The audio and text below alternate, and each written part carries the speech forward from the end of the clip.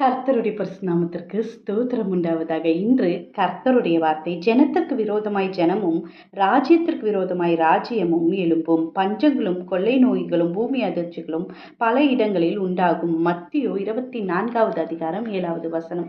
ஆமீன். கர்த்தர் இந்த நாளையில சொல்ல போகிற வார்த்தை என்னன்னா, கர்த்தர் வரப்போகிறார். அவர் மகாராஜாவாய் ஒலிவு மலையில இறங்குவார். இதுதான் இதுக்கப்புறம் நடக்க போகுது. இதுக்கான அடையாளங்கள் தான் பஞ்சங்களும் கொள்ளை நோய்களும் யுத்தங்கள் எல்லாமே.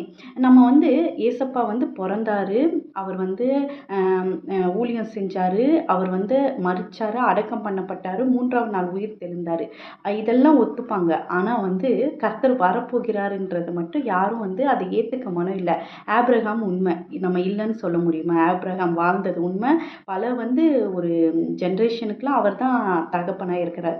தாவீது, இஸ்ரவேலின் ராஜாவாக இருந்த தாவீதை நம்ம இல்லைன்னு சொல்ல முடியுமா? இயேசு கிறிஸ்து பிறந்ததை நம்ம இல்லைன்னு மறக்க முடியுமா?